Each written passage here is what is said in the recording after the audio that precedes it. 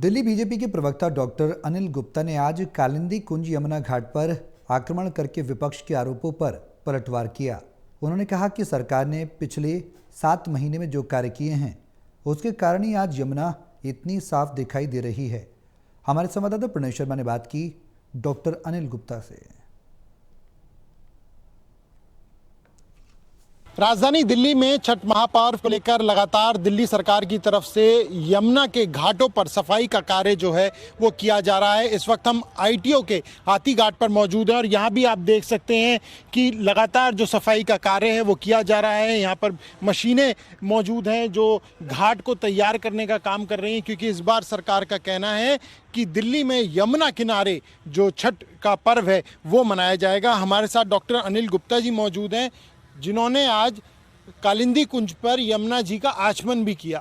इसके पीछे क्या वजह है, क्यों आपने वहां पर आचमन किया? मैं एक टीवी शो के दौरान वहां पर गया जी। और मुझे सुखद अनुभव हुआ कि वहां पर दिल्ली जल बोर्ड की ऑनलाइन मॉनिटरिंग सिस्टम चल रहा था। हाँ। लेबोरेटरी भी मैंने जब देखा तो टू माय सरप्राइज, क्योंकि मैं पर्यावरण में काम करता हूँ, डिजोल ऑक्सीजन 5 है, पीएच 7.5 है, टीएसएस की मात्रा कंट्रोल में है।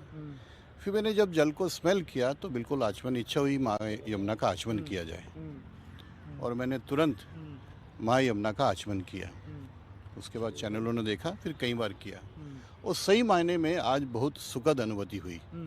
लोगों ने कहा कि बीमार ना, मैं करीब 3-4 घंटे हो गए और मुझे लगता है कि जिस तरीके से मैं रिपोर्ट भी लेके आया हूँ, ये रिपोर्ट्स पिछले महीने की है, इसकी भी हैं, आज जो स्थिति माँ यमुना की है वो छठ पर्व ढंग से मने, पूर्वांचल के हमारे भाई बहन और बाकी देश के नागरिक ढंग से छठ पर्व को मनाए और आस्था के साथ मनाए, उसमें खड़े होकर, क्योंकि सूर्य को अर्घ दिया जाता है, डूबते हुए सूर्य को, उगते हुए सूर्य को, और आचमन भी होता है। डॉक्टर साहब, इस दौरान जो केमिकल डाला जा रहा है लगातार, उसे लेकर भी विपक्ष कई जो हमला है वो करता हुआ नजर आ रहा है, क्योंकि आप पर्यावरणविद भी हैं, तो इस बारे में थोड़ा आप बताएं, क्योंकि वो उनका कहना है कि ये जो झाग को हटाने के लिए केमिकल है वो स्प्रे किया जा रहा है, लेकिन विपक्ष का ये हमला है कि ये भी बहुत ज़्यादा हानिकारक है। विपक्ष को थोड़ा मुझे लगता है पर्यावरण की या तो नॉलेज नहीं है या वो जानबूझ के कह रहे हैं। करीब 22 से 25 किलोमीटर यमुना दिल्ली में बहती है, पल्ला से लेके कालिंदी कुंज तक, और पिछले 10-11 साल से देखिए तो हमेशा कालिंदी कुंज में डिजोल ऑक्सीजन 0 मिलती है। आज वहाँ 5 से ऊपर हैं। कालिंदी कुंज बैराज में एक पोर्शन है जहाँ हाइड्रोलिक से वो जल उठ के नीचे फ्लो में करता है।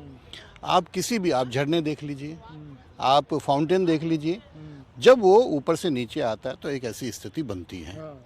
अब वहाँ पर आप जाके फिजिकली देखिए, मैं तो था वहाँ पे, ऑर्गेनिक एक डिफ्रोस्टर जो होते हैं जो वेजिटेबल से बनते हैं, उसका छिड़काव हमेशा होता है, वो कर रहे हैं। पिछली बार इन्होंने खतरनाक, इन्होंने तो हरियाणा के भाई बहनों को खतरनाक जहर की बात कर दी कि यमुना में डालते हैं। आज अब यमुना की स्थिति सुदृढ़ हो गई, अच्छी हो गई।